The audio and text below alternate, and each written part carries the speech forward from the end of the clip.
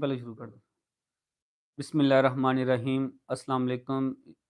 या रब मुहम्मद वाले मुहम्मद इय्याका नअबुदु व इय्याका नस्तईन। जी, सफ़रनोश पंजाबी ਦੇ ਵੇਖਣ ਵਾਲਿਓ ਕੀ ਹਾਲ ਚਾਲ ਨੇ? ਸਭ ਵਧੀਆ ਹੋ?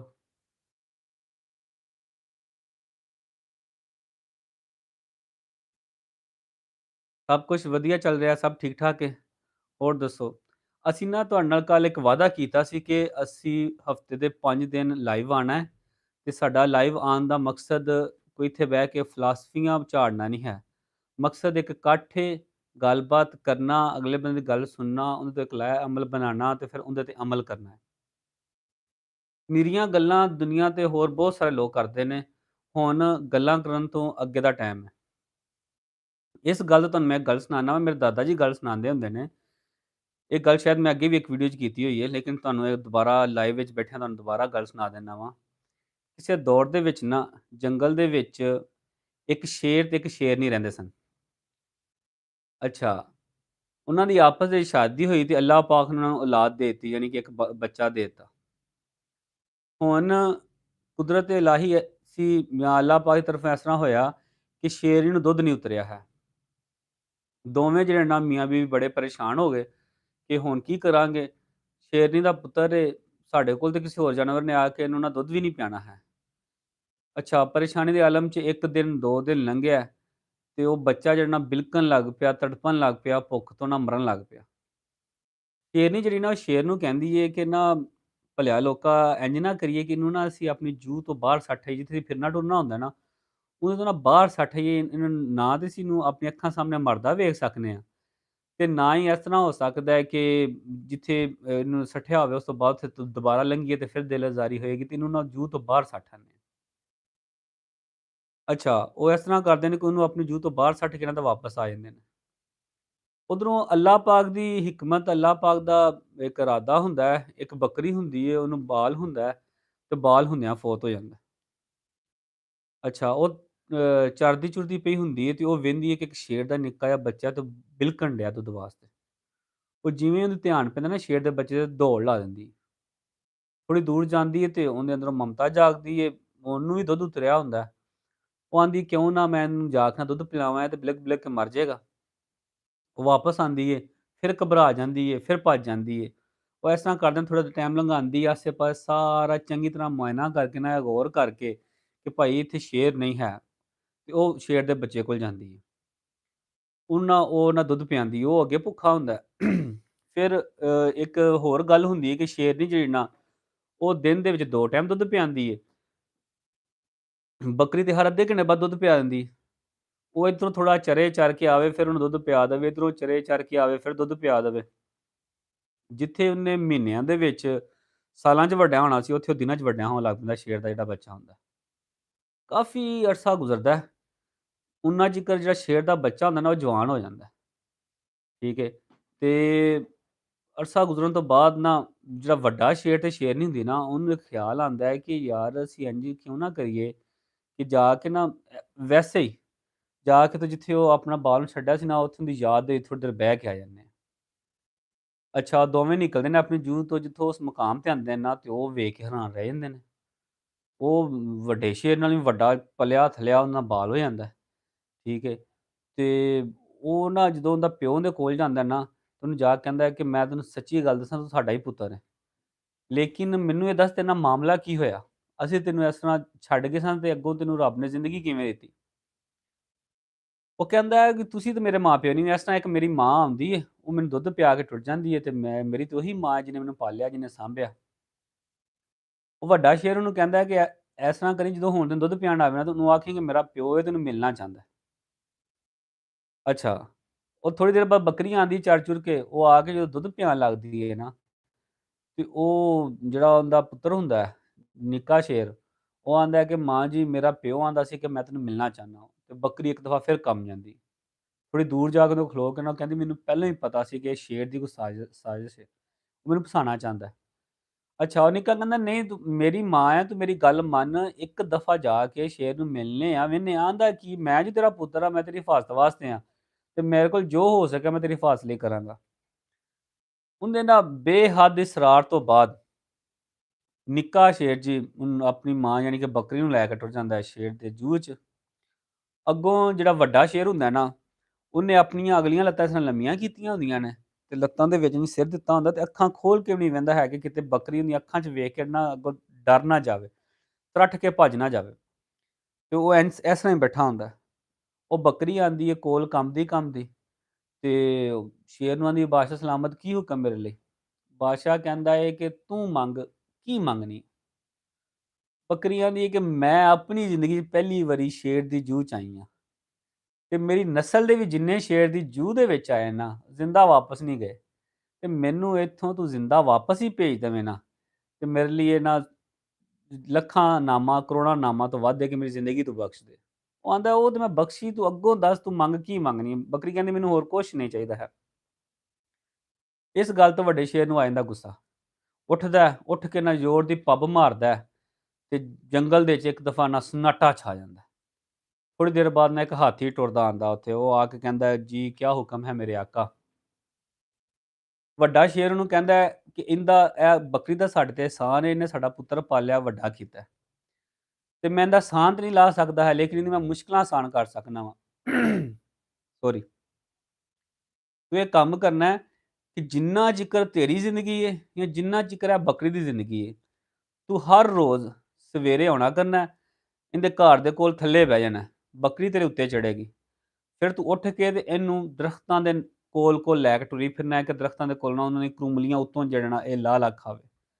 ਸ਼ਾਮ ਨੂੰ ਤੂੰ ਇਹ ਬੱਕਰੀ ਨੂੰ ਘਰ ਛੱਡ ਕੇ ਤੇ ਉਸ ਤੋਂ ਬਾਅਦ ਆਪਣੀ ਜ਼ਿੰਦਗੀ ਜਿਹੜੇ ਮਾਮਲਾਤ ਨੇ ਉਹ ਕਰਨੇ ਨੇ। ਹੁਣ ਜਿੰਨਾ ਚਿਰ ਤੇਰੀ ਜ਼ਿੰਦਗੀ ਹੈ, ਜਿੰਨਾ ਚਿਰ ਇਸ ਬੱਕਰੀ ਦੀ ਜ਼ਿੰਦਗੀ ਹੈ ਨਾ, ਤੁਹਾਡੀ ਇਹੀ ਡਿਊਟੀ ਹੈ। ਲਓ ਭਾਜੀ, ਜੰਗਲ ਦੇ ਵਿੱਚ ਨਾ ਨਵਾਂ ਕਾਨੂੰਨ ਰਾਜ ਹੋ ਜਾਂਦਾ ਹੈ। ਥੱਲੇ ਹਾਥੀ, ਉੱਤੇ ਬੱਕਰੀ। ਬੱਕਰੀ ਜਿਹੜੀ ਉਹ ਕੁੰਬਲਾਂ ਨੇੜੇ-ਨੇੜੇ ਜਾਂਦਾ ਹੈ, ਹਾਥੀ ਦਰਖਤਾਂ ਦੇ ਉੱਥੋਂ ਕੁੰਬਲਾਂ ਫੜ-ਫੜ ਕੇ ਖਾਂਦੀ ਏ, ਠੀਕ ਹੈ। ਉਹ ਦਿਹਾੜੀ ਇੰਝ ਗੁਜ਼ਰਨ ਲੱਗ ਪੈਂਦੀ ਹੈ, ਸਾਰਾ ਜੰਗਲ ਹੈਰਾਨ ਪਰੇਸ਼ਾਨ ਹੁੰਦਾ ਹੈ। ਉੱਤੇ ਨਾ ਇੱਕ ਅਕਾਬ ਉੱਡ ਰਿਹਾ ਹੁੰਦਾ ਹੈ, ਹੁਣ ਪਰਿੰਦਿਆਂ ਦਾ, ਉਹ ਵੀ ਬਾਦਸ਼ਾਹ, ਸ਼ਹਿਨਸ਼ਾਹ। ਉਹ ਇਹ ਮਾਮਲਾ ਵੇਖ ਕੇ ਬੜਾ ਪਰੇਸ਼ਾਨ ਹੁੰਦਾ ਹੈ। ਉਹ ਉੱਤੋਂ ਡੁੱਬੀ ਲੈਂਦਾ ਥੱਲੇ, ਜਿਹੜੇ ਦਰਖਤ ਦੇ ਕੋਲ ਬੱਕਰੀ ਉਹਦੀਆਂ ਕੁਰਮਲਾਂ ਖਾਣ ਡਈ ਹੁੰਦੀ ਨਾ, ਉਹਦੇ ਕੋਲ ਆ ਕੇ ਬਹਿੰਦਾ ਹੈ ਤੇ ਬੱਕਰੀ ਨੂੰ ਕਹਿੰਦਾ ਹੈ ਕਿ, "ਬੱਕਰੀਏ, ਤੇਰੇ ਨਾਲ ਕੀ ਮਾਮਲਾ ਬੀਤਿਆ, ਕੀ ਚੱਲ ਰਿਹਾ?" ਤੁਹਾਨੂੰ ਪਤਾ ਬੱਕਰੀ ਜਿਹੜੀ ਨਾ ਖਾਂਦਿਆਂ ਬਹੁਤੀਆਂ ਗੱਲਾਂ ਨਹੀਂ ਕਰਦੀ ਹੈ। ਉਹ ਮਾੜਾ ਜਿਹਾ ਸਿਰ ਚੁੱਕ ਕੇ ਕਹਿੰਦੀ ਏ, "ਇਹ ਨੇਕੀ ਦਾ ਸਿਲਾ ਹੈ।" ਅੱਛਾ, ਇੰਨਾ ਕਰਕੇ ਬੱਕਰੀ ਅੱਗੇ ਲੰਘ ਜਾਂਦੀ ਏ। ਹੁਣ ਜਿਹੜਾ ਬਾਜ਼ ਸੀ, ਉਹ ਵੀ ਜਿਹੜਾ ਹੈਰਾਨ ਪਰੇਸ਼ਾਨ ਹੋ ਜਾਂਦਾ, ਉਹ ਗੱਲ ਨੂੰ ਪੱਲੇ ਬੰਨ੍ਹ ਲੈਂਦਾ ਹੈ ਤੇ ਡਰ ਹੀ ਮਾਰਦਾ ਹੈ। ਉੱਤੋਂ ਦਾ ਧਿਆਨ ਪੈਂਦਾ ਹੈ ਕਿ ਥੱਲੇ ਪਾਣੀ ਹੈ, ਪਾਣੀ ਦੇ ਵਿੱਚ ਇੱਕ ਚੂਹਾ ਡੁੱਬਣ ਡਿਆ। ਉਹਨੂੰ ਉਹ ਬੱਕਰੀ ਦੀ ਗੱਲ ਯਾਦ ਆਉਂਦੀ ਹੈ ਕਿ ਵੀ ਨੇਕੀ ਦਾ ਸਿਲਾ ਹੈ, ਨੇਕੀ ਕਰੀਏ ਨਾ ਕਿਸੇ ਦੇ, ਤੇ ਸਿਲਾ ਮਿਲਦਾ, ਤੇ ਸਿਲਾ ਜਿਹੜਾ ਨਾ ਚੰਗਾ ਮਿਲਦਾ। ਇੰਨਾ ਚੰਗਾ ਮਿਲਦਾ ਹੈ ਕਿ ਬੱਕਰੀ ਜੇ ਥੱਲੇ ਹਾਥੀ ਆ ਜਾਂਦਾ, ਉੱਤੇ ਬੱਕਰੀ ਹੋ ਜਾਂਦੀ।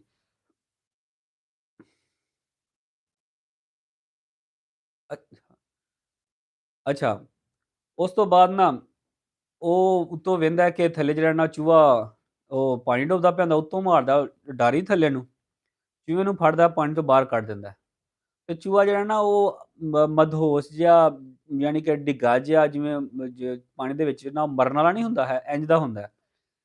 ਤੇ ਬਾਜ਼ ਸੋਚਦਾ ਹੈ ਕਿ ਇਹਨੇ ਨਾ ਇਸ ਤਰ੍ਹਾਂ ਮਰ ਜਾਣਾ ਠੰਡ ਨਾਲ, ਕਿਉਂ ਨਾ ਮੈਨੂੰ ਆਪਣੇ ਪਰਾਂ ਥੱਲੇ ਰੱਖ ਲਵਾਂ ਤੇ ਉਹ ਨਾ ਬਹਾ ਕੇ ਤੇ ਇਹਨੂੰ ਥੋੜੀ ਗਰਮੈਸ਼ ਦਿਆਂ ਤਾਂ ਕਿ ਤੇ ਇਹਨੂੰ ਹੋਸ਼ ਆਵੇ ਤੇ ਫਿਰ ਜਿਹੜਾ ਨਾ ਇਹ ਆਪਣੇ ਰਾਹ ਟੁੱਟ ਜਾਏਗਾ, ਮੈਂ ਆਪਣੇ ਰਾਹ ਟੁੱਟ ਜਾਵਾਂਗਾ ਤੇ ਮੇਰੀ ਨੇਕੀ ਵੀ ਪੂਰੀ ਹੋ ਜਾਏਗੀ। ਹੋ ਸਕਦਾ ਅੱਲਾ ਮੀਆਂ ਦਾ ਮੈਨੂੰ ਕੋਈ ਸਿਲਾ ਵੀ ਦੇ ਦੇਵੇ।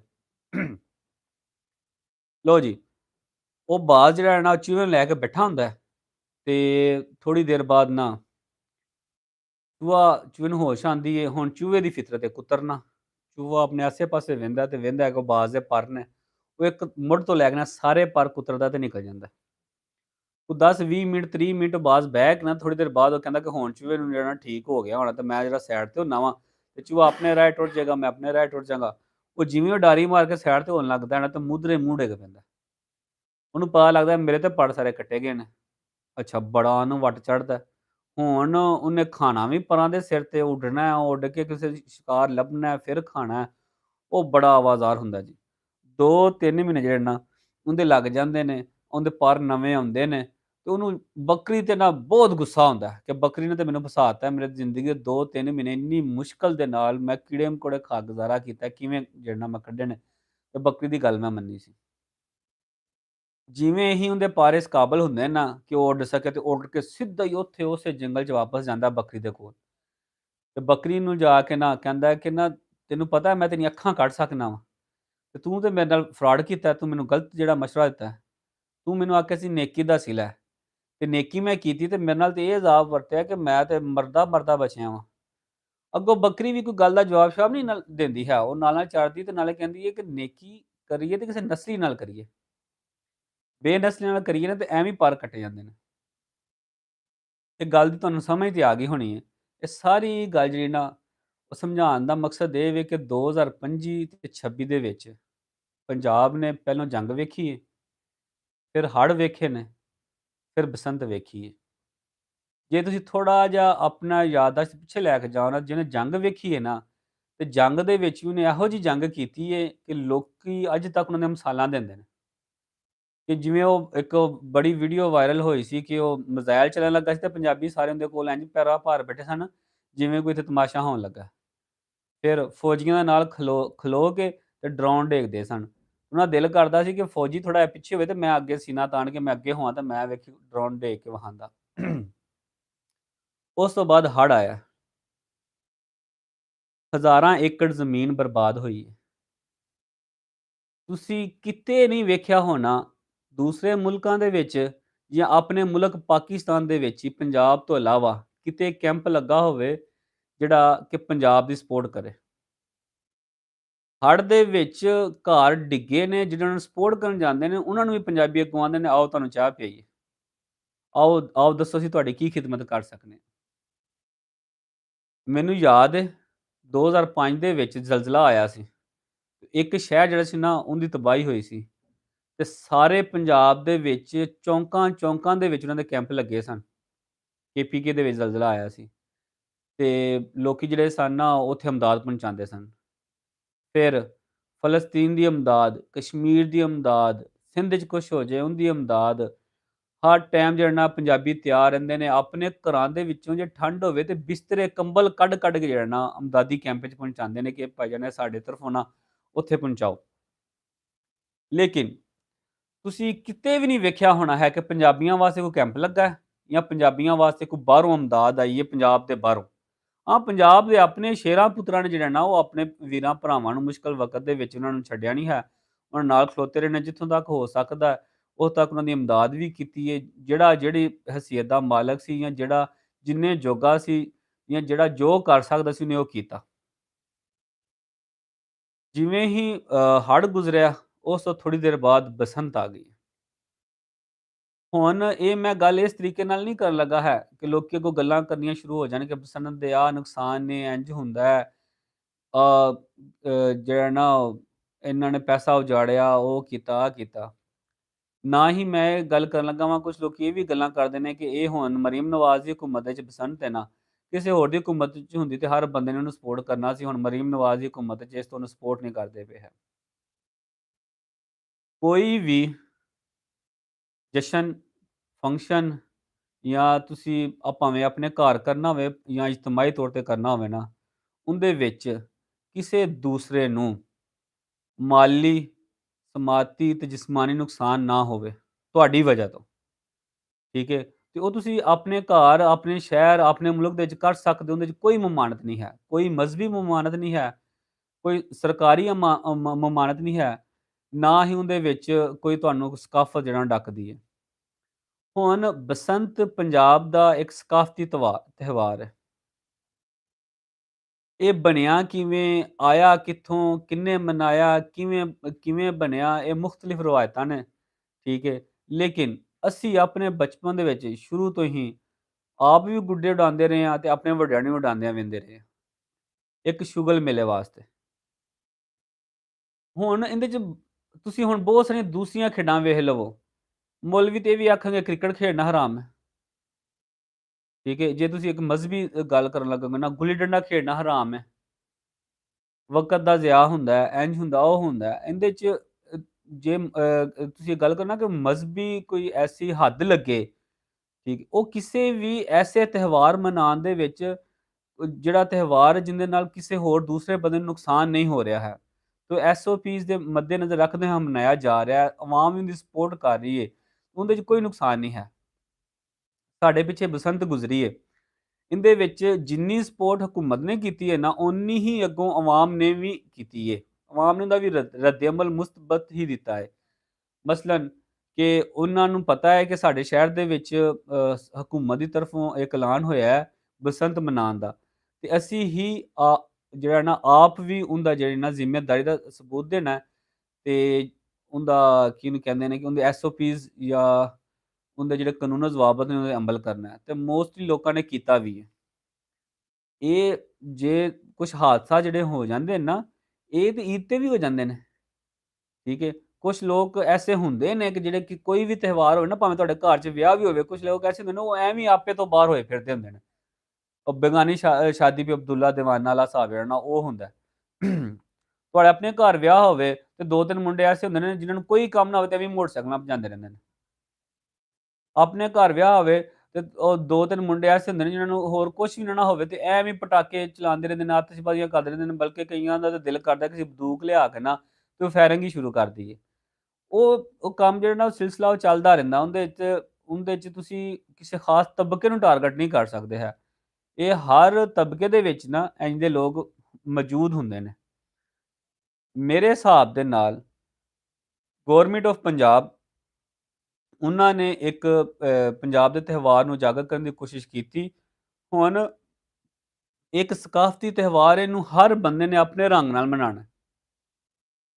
ਜੇ ਇੱਕ ਮਜ਼ਹਬੀ ਵੀ ਹੁੰਦਾ ਨਾ ਤੇ ਫਿਰ ਵੀ ਇਹਨੂੰ ਹਰ ਬੰਦੇ ਨੇ ਆਪਣੇ ਰੰਗ ਨਾਲ ਹੀ ਮਨਾਉਣਾ ਸੀ। ਇੱਕ ਮਿਸਾਲ ਕਰ ਲੈਂਦੇ ਹਾਂ, 12 ਰੱਬੀਉਲ ਅੱਵਲ ਆਉਂਦਾ ਹੈ। ਤੁਹਾਡਾ ਕੀ ਖਿਆਲ ਹੈ ਕਿ ਪੂਰੇ ਆਲਮੇ ਇਸਲਾਮ ਤੇ ਸਾਰੇ ਮੁਸਲਮਾਨ ਇੱਕੋ ਰੰਗ ਨਾਲ ਮਨਾਉਂਦੇ ਨੇ? ਜਿਹਦਾ ਜੋ ਜ਼ਰਫ ਹੁੰਦਾ ਉਹ ਉਸ ਤਰੀਕੇ ਨਾਲ ਮਨਾਉਂਦਾ ਹੈ। ਠੀਕ ਹੈ, ਮੁਹੱਰਮ ਆ ਜਾਣੇ ਨੇ ਤੇ ਤੁਹਾਡਾ ਕੀ ਖਿਆਲ ਹੈ ਕਿ ਹਰ ਬੰਦੇ ਨੇ ਮੁਹੱਰਮ ਦਾ ਜਿਹੜਾ ਇਸਤਕਬਾਲ ਹੈ ਉਹ ਜਿਹੜਾ ਉਹ ਇੱਕੋ ਰੰਗ ਨਾਲ ਕਰਨਾ ਹੈ? ਕਈ ਉੱਥੇ ਜਾਂਜੀ, ਕੋਈ ਮਾਂਜੀ, ਕੋਈ ਜੁੱਤੀ ਚੁੱਕ, ਉਹ ਸਾਰੇ ਉੱਥੇ ਹੀ ਮੌਜੂਦ ਹੁੰਦੇ ਨੇ। ਠੀਕ ਹੈ, ਕਈਆਂ ਨੇ ਅਕੀਦਤ ਦੇ ਨਾਲ ਜਾਣਾ ਹੈ, ਕਈਆਂ ਨੇ ਜਿਹੜਾ ਉਹ ਮੰਨਤਾਂ ਮੰਨਣ ਵਾਸਤੇ ਜਾਣਾ ਹੈ, ਕਈਆਂ ਨੇ ਜਿਹੜਾ ਨਾ ਮੁਹੱਰਮ ਦੇ ਵਿੱਚ ਜਿਹੜਾ ਉਹ ਸੋਗ ਵਾਸਤੇ ਜਾਣਾ ਹੈ, ਕਈਆਂ ਨੇ ਨਿਰਾ ਤਮਾਸ਼ਾ ਵੇਖਣਾ ਹੈ ਉੱਥੇ, ਕਈਆਂ ਨੇ ਤੇ ਇਹ ਸਭ ਕੁਛ ਵੀ ਨਹੀਂ ਕਰਨਾ। ਉਹਨਾਂ ਨੂੰ ਪਤਾ ਹੋਣਾ ਛੁੱਟੀਆਂ ਹੋਣੀਆਂ ਤੇ ਅਸੀਂ ਜਿਹੜਾ ਨਾ ਕਿਤੇ ਨਾਰਥਰਨ ਏਰੀਆ ਦੇ ਵਿੱਚ ਨਾ ਸਕੂਨ ਨਾਲ ਜ਼ਿੰਦਗੀ ਗੁਜ਼ਾਰਨ ਜਾਂਦੇ ਹਾਂ। ਠੀਕ ਹੈ, ਤੇ ਕਈਆਂ ਨੇ ਤੇ ਬਲਕਿ ਵਿਆਹ ਵੀ ਕਰਨੇ, ਉਹਨਾਂ ਨੇ ਕਹਿਣਾ ਇਸਲਾਮ 'ਚ ਕਿਹੜਾ ਮਮਾਨਤ ਹੈ ਵਿਆਹ ਕਰਾਉਣ ਦੀ। ਠੀਕ ਹੈ, ਉਹ ਹਰ ਬੰਦੇ ਦਾ ਆਪਣਾ ਇੱਕ ਜ਼ਰਫ ਹੈ। ਇਸੇ ਤਰ੍ਹਾਂ ਹੀ ਬਸੰਤ ਦੇ ਵਿੱਚ ਵੀ ਮੁਖਤਲਿਫ ਲੋਕਾਂ ਦਾ ਆਪਣਾ-ਆਪਣਾ ਜ਼ਰਫ ਸੀ। ਉਹਨਾਂ ਆਪਣੇ ਜ਼ਰਫ ਦੇ ਹਿਸਾਬ ਦੇ ਨਾਲ ਜਿਹੜੇ ਨੇ ਉਹ ਕੰਮ ਕੀਤੇ ਨੇ। ਲੇਕਿਨ ਇਜਤਮਾਈ ਤੌਰ ਤੇ ਵੇਖਿਆ ਜਾਵੇ ਨਾ, ਤੇ ਜਿਹੜਾ ਇਹਦਾ ਸਭ ਤੋਂ ਵੱਡਾ ਫਾਇਦਾ ਇਹ ਹੋਇਆ ਹੈ ਕਿ ਬਸੰਤ ਜਿਹੜਾ ਹੈ ਨਾ, ਉਹ ਇੱਕ ਮਹਿੰਗਾ ਸ਼ੌਕ ਹੈ। ਮਹਿੰਗੇ ਸ਼ੌਕ ਤੋਂ ਮੁਰਾਦ ਇਹ ਵੇ ਕਿ ਅਮੀਰ ਤਬਕਾ ਇਹਦੇ 'ਚ ਪੈਸੇ ਲਾਉਂਦਾ ਹੈ ਤੇ ਗਰੀਬ ਮਿਹਨਤਕਸ਼ ਜਿਹੜਾ ਤਬਕਾ ਹੈ ਨਾ, ਉਹ ਕਿਸੇ ਵੀ ਲਿਹਾਜ਼ ਨਾਲ ਹੋਵੇ, ਉਹ ਅਮੀਰਾਂ ਵੱਲੋਂ ਪੈਸਾ ਜਿਹੜਾ ਨਾ ਉਹ ਮੂਵ ਹੋ ਕੇ ਗਰੀਬਾਂ ਵੱਲ ਆਉਂਦਾ ਹੈ। ਮਸਲਨ ਗੁੱਡੇ ਖਰੀਦਣੇ, ਇੰਨੀਆਂ ਮਹਿੰਗੀਆਂ-ਮਹਿੰਗੀਆਂ ਡੋਰਾਂ ਵਿਕਣੀਆਂ। ਹੁਣ ਜਿਨ੍ਹਾਂ ਨੇ ਇਹ ਬਿਜ਼ਨਸ ਕੀਤਾ ਸੀ, ਜਿਹੜੇ ਰਜਿਸਟਰਡ ਸਨ, ਠੀਕ ਹੈ, ਉਹਨਾਂ ਨੇ ਤਾਂ ਪੈਸਾ ਕਮਾਇਆ। ਫਿਰ ਉਸ ਤੋਂ ਬਾਅਦ ਠੇਲਿਆਂ ਆਲੇ, ਡਿਲੀਵਰੀ ਆਲੇ, ਠੀਕ ਹੈ, ਯਾਨੀ ਕਿ ਬਹੁਤ ਸਾਰੇ ਲੋਕ ਇਹਨਾਂ ਚੀਜ਼ਾਂ ਨਾਲ ਮੁਨਸਲਿਕ ਸਨ। ਉਹਨਾਂ ਦੇ ਜਾਣੀ ਕਿ ਅੱਗੋਂ ਹੈਲਪਰਸ ਜਾਂ ਅੱਗੇ ਪਿੱਛੇ ਜਿਵੇਂ ਕਿ ਜਿਹੜੀ ਵੀ ਛੱਤ ਤੇ ਉਹਦੇ ਤੇ ਇੱਕ ਜਸ਼ਨ ਦਾ ਸਮਾਂ ਸੀ, ਠੀਕ ਹੈ, ਉੱਥੇ ਉਹ ਬਾਰਬੀਕਿਊ ਹੋਏ, ਸਪੀਕਰ ਲੱਗੇ, ਸਾਰਾ ਕੁਛ ਹੋਇਆ। ਇਹ ਪੈਸਾ ਅਮੀਰਾਂ ਲੋਕਾਂ ਦੇ ਵੱਲੋਂ ਗਰੀਬਾਂ ਦੇ ਵਿੱਚ ਜਾਂ ਮਿਹਨਤਕਸ਼ ਤਬਕੇ ਵੱਲ ਆਉਂਦਾ ਹੈ। ਉਹ ਇੱਕ ਬਹੁਤ ਇੱਕ ਅੱਛਾ ਇੰਪੈਕਟ ਹੁੰਦਾ ਹੈ। ਪੈਸਾ ਜਿਹੜਾ ਨਾ ਉਹ ਮੂਵ ਹੁੰਦਾ ਹੈ। ਦੂਸਰੀ ਗੱਲ ਕਿ ਲੋਕ ਆਪਸ ਦੇ ਵਿੱਚ ਮਿਲਦੇ ਨੇ, ਬੈਠਦੇ ਨੇ, ਟਾਈਮ ਗੁਜ਼ਾਰਦੇ ਨੇ। ਇਹ ਤੁਸੀਂ ਲਾਹੌਰ ਦੇ ਵਿੱਚ ਜੀ ਬਹੁਤ ਸ਼ੁਕਰੀਆ ਸ਼ਬੀਰ ਭਾਈ, ਕੀ ਹਾਲ ਚਾਲ ਹੈ? ਸਭ ਵਧੀਆ, ਸਭ ਠੀਕ ਚੱਲ ਰਿਹਾ? ਤੁਸੀਂ ਲਾਹੌਰ ਦੇ ਵਿੱਚ ਵੇਖਿਆ ਹੋਣਾ ਹੈ ਕਿ ਰਿਸ਼ਤੇਦਾਰਾਂ ਕੋਲ ਜਗ੍ਹਾ ਘੱਟ ਪੈ ਗਈਆਂ ਸਨ। ਇੰਨੇ ਅਜ਼ੀਜ਼ ਰਿਸ਼ਤੇਦਾਰ ਬਾਹਰੋਂ, ਦੂਸਰੇ ਮੁਲਕਾਂ 'ਚੋਂ, ਦੂਸਰੇ ਸ਼ਹਿਰਾਂ ਦੇ ਵਿੱਚੋਂ ਬਸੰਤ ਮਨਾਉਣ ਵਾਸਤੇ ਇੱਥੇ ਆਏ। ਅਬਦੁਰਰਹਿਮਾਨ ਸਾਹਿਬ ਕੀ ਹਾਲ ਚਾਲ ਨੇ? ਸਭ ਵਧੀਆ, ਠੀਕ ਚੱਲ ਰਿਹਾ? ਅੱਛਾ।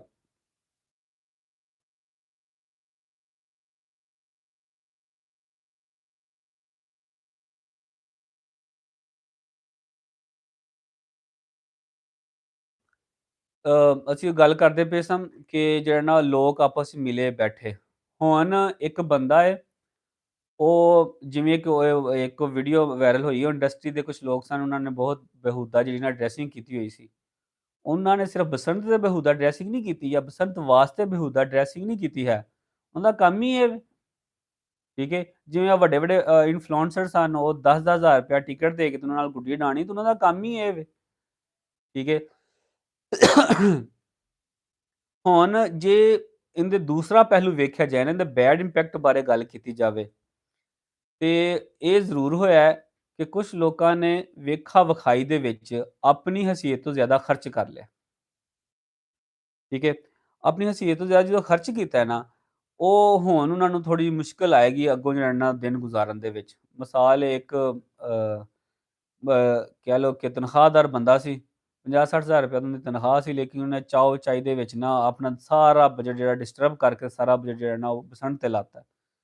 ਉਹਨੂੰ ਹੁਣ ਅੱਗੋਂ ਜਿਹੜਾ ਮੁਸ਼ਕਿਲ ਆਏਗੀ। ਫਿਰ ਡੋਰ ਡੋਰ ਦਾ ਫਿਰਨ ਦਾ ਜਿਹੜਾ ਇੰਪੈਕਟ ਹੁੰਦਾ ਹੈ, ਤੇ ਹੋਣਾ ਹੀ ਹੋਣਾ, ਠੀਕ ਹੈ।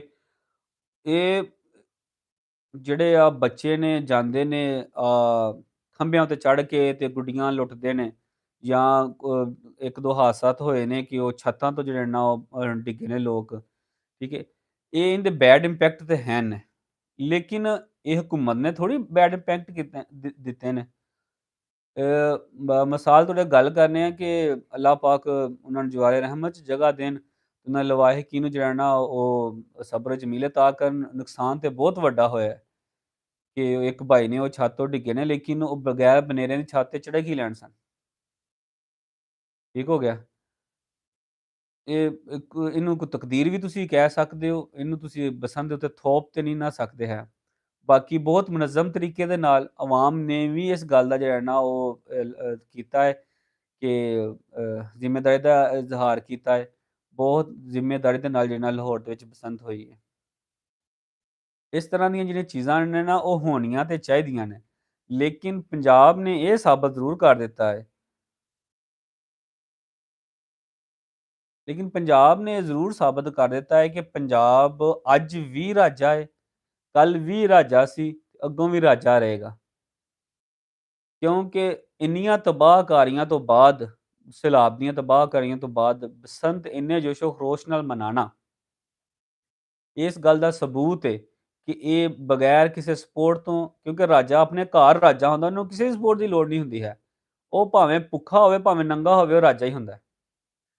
ਅੱਛਾ, ਹੁਣ ਤੁਸੀਂ ਆਪਣੀ ਰਾਏ ਜਿਹੜੀ ਨਾ ਉਹ ਵੀ ਸਾਨੂੰ ਲਾਜ਼ਮੀ ਦੱਸਣੀ ਹੈ। ਜਿਹੜੇ-ਜਿਹੜੇ ਸਾਡੇ ਵੀਰ ਭਰਾ ਸਾਨੂੰ ਵੇਖ ਰਹੇ ਨੇ, ਸਾਨੂੰ ਜੁਆਇਨ ਕਰ ਰਹੇ ਨੇ, ਜਾਂ ਇਸ ਤੋਂ ਬਾਅਦ ਲਾਈਵ ਤੋਂ ਬਾਅਦ ਜਦੋਂ ਸਾਡੇ ਕੋਲ ਇਹਨਾਂ ਕੋਲ ਵੀਡੀਓ ਜਾਏਗੀ, ਕਿ ਇਹਦੇ ਬੈਡ ਇੰਪੈਕਟ ਜਿਹੜੇ ਸਨ ਉਹਨਾਂ ਦੇ ਬਾਰੇ ਸਾਨੂੰ ਵਜ਼ਾਹਤ ਨਾਲ ਦੱਸੋ, ਜਾਂ ਇਹਨਾਂ ਦੇ ਖੁਸ਼ਆਇੰਦ ਜਿਹੜੇ ਇੰਪੈਕਟ ਸਨ ਉਹਨਾਂ ਬਾਰੇ ਲਾਜ਼ਮੀ ਗੱਲ ਕਰਨੀ ਹੈ। ਉਸ ਤੋਂ ਬਾਅਦ ਐਂਡ ਤੇ ਅਸੀਂ ਗੱਲ ਕਰਨੀ ਸੀ ਕਿਸਾਨੀ ਦੇ ਹਵਾਲੇ ਨਾਲ। ਸੈਲਾਬ ਆਉਂਦੇ ਨੇ, ਹਰ ਸਾਲ ਆਉਂਦੇ ਨੇ, ਇਹਨਾਂ ਨੂੰ ਰੋਕਿਆ ਨਹੀਂ ਜਾ ਸਕਦਾ ਹੈ। ਤੁਸੀਂ ਨਾ ਅਗਰ ਗੌਰ ਕਰੋ, ਤੇ ਜਿਹੜਾ ਇਲਾਕਾ ਸਾਡਾ ਨਾ ਸ਼ੇਖੂਪੁਰੇ ਦਾ ਇਲਾਕਾ, ਜਾਂ ਇੱਥੋਂ ਲੈ ਕੇ ਰਾਵੀ ਤੱਕ ਦਾ ਸਾਰਾ ਇਲਾਕਾ, ਇਹ ਸਾਰਾ ਇਲਾਕਾ ਜਿਹੜਾ ਨਾ ਇਹ ਪਾਣੀ ਦਾ ਇਲਾਕਾ ਹੈ। ਇੱਥੋਂ ਪਾਣੀ ਪਹਿਲਾਂ ਗੁਜ਼ਰਦਾ ਹੁੰਦਾ ਸੀ। ਉਹ ਪਾਣੀ ਨੂੰ ਅਸੀਂ ਡੱਕ ਕੇ, ਰਾਹ ਬਣਾ ਕੇ, ਤੇ ਯਾਨੀ ਕਿ ਮੁਖਤਲਿਫ ਨਹਿਰਾਂ ਕੱਢ ਕੇ, ਨਹਿਰੀ ਨਿਜ਼ਾਮ ਬਣਾ ਕੇ, ਤੇ ਫਿਰ ਜਿਹੜਾ ਨਾ ਇਹ ਇਲਾਕਾ ਜਿਹੜਾ ਨਾ ਉਹ ਆਬਾਦ ਹੋਇਆ, ਇਹਨੂੰ ਆਬਾਦ ਕੀਤਾ। ਰਾਹ ਤੇ ਪਾਣੀ ਦਾ ਹੀ ਹੈ। ਉਹਨੂੰ ਇੱਕ ਤੇ ਅਸੀਂ ਦਰਖਤ ਲਾ ਸਕਦੇ ਹਾਂ, ਬੇਤਹਾਸ਼ਾ ਦਰਖਤ ਲਾ ਸਕਦੇ ਹਾਂ। ਉਹਦੇ ਨਾਲ ਐਟਮੋਸਫੇਅਰ ਤੇ ਵੀ ਜਿਹੜਾ ਫ਼ਰਕ ਪਏਗਾ, ਦੂਸਰਾ ਸੈਲਾਬ ਜਿਹੜਾ ਨਾ ਉਹਦੇ ਤੇ ਕੰਟਰੋਲ ਹੋ ਸਕੇਗਾ। ਫਿਰ ਸਾਡੀ ਹਕੂਮਤ ਨੂੰ ਇਹ ਕਰਨਾ ਚਾਹੀਦਾ ਹੈ, ਜੇ ਤੁਸੀਂ ਮੇਰਾ ਸਾਥ ਦਿਓ, ਸਾਡੇ ਨਾਲ ਜੁੜੋ, ਸਾਡੇ ਜਿਹੜੇ ਨਾ ਸਾਡੀ ਆਵਾਜ਼ ਬਣੋ, ਤੇ ਇਹ ਗੱਲ ਹਕੂਮਤ ਤੱਕ ਜਾਏ। ਤੇ ਹਕੂਮਤ ਨੂੰ ਇਹ ਲਾਜ਼ਮੀ ਕਰਨਾ ਚਾਹੀਦਾ ਹੈ ਕਿ ਸਿੰਧ ਤਾਸ ਮੁਆਹਦੇ ਦੀ ਜਿਹੜੀ ਨਾ ਉਹ ਪਾਸਦਾਰੀ ਕੀਤੀ ਜਾਵੇ। ਜਿੰਨੀ ਸਾਨੂੰ ਲੋੜ ਹੋਵੇ ਓਨਾ ਸਾਨੂੰ ਪਾਣੀ ਦਿੱਤਾ ਜਾਵੇ, ਉਸ ਤੋਂ ਬਾਅਦ ਜਿਹੜੇ ਨਾ ਦਰਵਾਜ਼ੇ ਬੰਦ ਕਰ ਦਿੱਤੇ ਜਾਣ। ਲੇਕਿਨ ਜਦੋਂ ਉਹ ਪੰਜਾਬ ਡੁੱਬਣ ਤੇ ਆਵੇ ਨਾ, ਤੇ ਫਿਰ ਜਿਹੜਾ ਉਹ ਸਾਨੂੰ ਕੀ ਕਹਿ ਲਓ ਕਿ ਤੰਗ ਦਿਲ ਨਹੀਂ ਹੋਣਾ ਚਾਹੀਦਾ ਹੈ ਕਿ ਉਹ ਡੁੱਬਦਾ ਡੁੱਬਦਾ ਰਹੇ, ਸਾਡੇ ਵੱਲ ਪਾਣੀ ਨਾ ਆਵੇ, ਸਾਡਾ ਨੁਕਸਾਨ ਨਾ ਹੋਵੇ। ਉਸ ਤੋਂ ਅੱਗੇ ਇੱਕ ਗੱਲ ਜਿਹੜੀ ਨਾ ਮੈਂ ਅੱਜ ਕਰਨੀ ਸੀ, ਇਹ ਗੱਲਾਂ ਜਿਹੜੀਆਂ ਨਾ ਅੱਗੋਂ ਆਉਣ ਵਾਲੇ ਬੋਡਕਾਸਟਾਂ ਦੇ ਵਿੱਚ ਜਿਹੜੀਆਂ ਨਾ ਤੁਹਾਨੂੰ ਸੁਣਨ ਨੂੰ ਮਿਲਣਗੀਆਂ। ਸਾਡਾ ਇੱਕ ਜਿਹੜਾ ਨਾ ਉਹ ਸੀਰੀਜ਼ ਜਿਹੜੀ ਨਾ ਸ਼ੁਰੂ ਹੋ ਗਈ ਹੋਈ ਹੈ, ਲੇਕਿਨ ਹਜੇ ਅਸੀਂ ਅਪਲੋਡਿੰਗ ਨਹੀਂ ਸ਼ੁਰੂ ਕੀਤੀ ਹੋਈ ਹੈ ਕਿਸਾਨੀ ਦੇ ਹਵਾਲੇ ਨਾਲ। ਕਿਸਾਨੀ ਦੇ ਹਵਾਲੇ ਨਾਲ ਨਾ ਜੋ ਅਸੀਂ ਸੋਚ ਰਹੇ ਨਾ, ਮੈਂ ਤੇ ਸੁਹੇਬ ਭਾਈ ਇੱਥੇ ਨਾ ਬੈਠਾ ਜਿਵੇਂ ਸੋਚਦੇ ਹਾਂ, ਜਿਵੇਂ ਲਾਇਆ ਅਮਲ ਅਸੀਂ ਤਿਆਰ ਕੀਤਾ ਹੈ, ਸਾਡੇ ਜ਼ਿਹਨ ਦੇ ਮੁਤਾਬਕ ਤੇ ਇਸ ਤਰ੍ਹਾਂ ਹੀ ਹੈ। ਅਗਰ ਤੁਹਾਡੇ ਕੋਲ ਕੋਈ ਹੋਰ ਦਲੀਲ ਹੋਵੇ ਜਾਂ ਹੋਰ ਗੱਲ ਹੋਵੇ, ਜਾਂ ਸਾਡੀ ਸਪੋਰਟ ਵਾਸਤੇ ਜਿਹੜਾ ਨਾ ਤੁਸੀਂ ਹੋਰ ਕੋਈ ਗੱਲ ਕਹਿਣਾ ਚਾਹੋ ਤੇ ਉਹ ਸਾਨੂੰ ਲਾਜ਼ਮੀ ਦੱਸਣੀ ਹੈ, ਸਾਡੀ ਰਹਿਨੁਮਾਈ ਜ਼ਰੂਰ ਕਰਨੀ ਹੈ।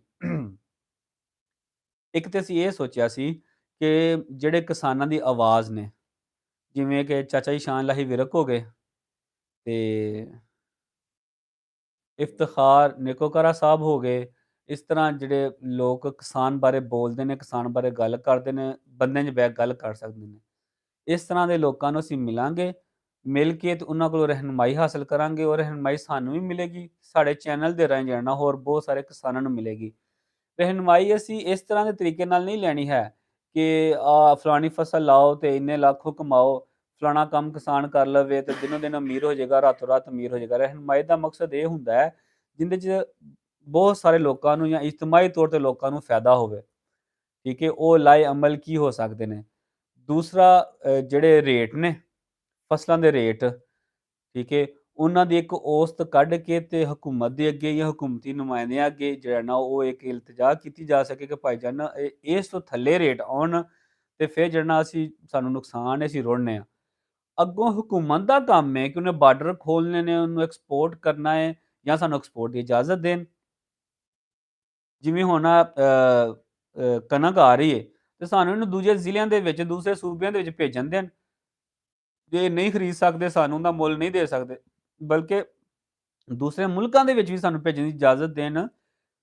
ਇਹ ਏਡੇ-ਏਡੇ ਜਾਣੀ ਕਿ ਵੱਡੇ ਕਿਸਾਨ ਬੈਠੇ ਹੋਏ ਨੇ ਕਿ ਜਿਹੜੇ ਇੱਥੋਂ ਛੋਟੇ ਕਿਸਾਨਾਂ ਕੋਲ ਕਣਕ ਲੈ ਕੇ ਤੇ ਬਾਹਰ ਭੇਜ ਦੇਣਗੇ।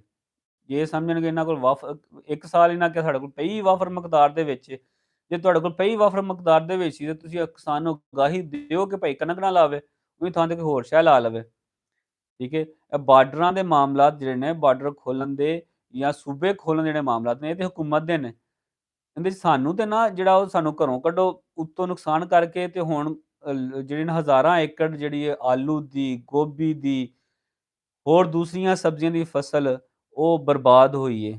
ਈਵਨ ਦੋ ਕਿ ਕਿੰਨੂ ਤੇ ਕਿਹਨੂੰ ਕਹਿੰਦੇ ਨੇ ਅਮਰੂਦ ਤੱਕ ਜਿਹੜੇ ਨਾ ਉਹ ਬਾਗਾਂ ਦੇ ਵਿੱਚ ਉੱਥੋਂ ਥੱਲੇ ਢੱਠ ਕੇ ਤੇ ਉਹਨਾਂ ਨੂੰ ਕੀੜੇ ਹੀ ਲੱਗੇ ਨੇ। ਇੰਨੇ ਉਹ ਸਸਤੇ ਨੇ ਕਿ ਸਿਰਫ਼ ਉਹਨੂੰ ਚੁੱਕ ਕੇ ਤੇ ਮੰਡੀ ਤੱਕ ਲਿਆਉਣ ਦਾ ਖਰਚਾ ਨਹੀਂ ਪੂਰਾ ਹੁੰਦਾ ਹੈ। ਅੱਗੋਂ ਜਿਹੜਾ ਜਿਹੜਾ ਲਾਉਣ ਦਾ ਖਰਚਾ ਸੀ ਉਹ ਤੇ ਅਲੱਗ ਹੈ, ਠੀਕ ਹੈ? ਉਹਦੇ ਬਾਰੇ ਜਿਹੜਾ ਨਾ ਉਹ ਅਸੀਂ ਗੱਲ ਕਰਨੀ ਹੈ ਤੇ ਉਹ ਗੱਲ ਅਸੀਂ ਇਸ ਤਰ੍ਹਾਂ ਸੋਚ ਰਹੇ ਹਾਂ ਕਿ ਅਸੀਂ ਇਸ ਤਰ੍ਹਾਂ ਕਰਨਾ ਹੈ, ਜ਼ੁਹੇਬ ਭਾਈ ਤੇ ਮੈਂ, ਕਿ ਅਸੀਂ ਨਾ ਡੋਰ ਬਾਏ ਡੋਰ ਕਿਸਾਨਾਂ ਦੇ ਕੋਲ ਜਾਣਾ, ਠੀਕ ਹੈ? ਉਹਨਾਂ ਕੋਲੋਂ ਉਹਨਾਂ ਦੇ ਮਸਾਇਲ ਜਿਹੜੇ ਨਾ ਉਹਨਾਂ ਦੀ ਜ਼ੁਬਾਨੀ ਸੁਣਨੇ ਨੇ। ਇਹ ਇੰਝ ਦੇ ਨਾਲ ਨਾ ਇੱਕ ਤੇ ਇਸ ਤਰ੍ਹਾਂ ਹੁੰਦਾ ਕੁਛ ਲੋਕ ਕੈਮਰੇ ਅੱਗੇ ਬੋਲ ਸਕਦੇ ਨੇ, ਕੁਛ ਲੋਕ ਕੈਮਰੇ ਅੱਗੇ ਨਹੀਂ ਬੋਲ ਸਕਦੇ ਹੈ। ਤੇ ਇਸ ਨੂੰ ਅਸੀਂ ਕੋਈ ਇੰਝ ਨਹੀਂ ਕਿ ਕੋਈ ਅਸੀਂ ਕੋਈ ਰਸ਼ ਬਣਾ ਕੇ ਜਾਂ ਬਹੁਤ ਸਾਰੇ ਬੰਦੇ ਆ ਤੇ ਕਿਸੇ ਵੱਡੇ ਡੇਰੇ ਤੇ ਜਾਣਾ ਹੈ, ਉੱਥੇ ਬਹਿ ਕੇ ਉਹਦੇ ਨਾਲ ਕਿਸਾਨੀ ਦੀ ਗੱਲ ਕਰਨੀ, ਇੰਝ ਨਹੀਂ ਜਾਣਾ ਹੈ। ਅਸੀਂ ਡੋਰ ਬਾਏ ਡੋਰ ਦਾ ਮਤਲਬ ਹੈ ਕਿ ਜੇ 2 ਪੈਲੀਆਂ ਵਾਲਾ ਮੇਰੇ ਵਰਗਾ ਕਿਸਾਨ ਤੇ ਉਹਦੇ ਕੋਲ ਵੀ ਜਾਣਾ ਹੈ, ਤੇ ਜੇ ਕੋਈ 4 ਮੁਰੱਬਿਆਂ ਵਾਲਾ ਵੱਡਾ ਕਿਸਾਨ ਤੇ ਉਹਦੇ ਕੋਲ ਵੀ ਜਾਣਾ ਹੈ, ਠੀਕ ਹੈ?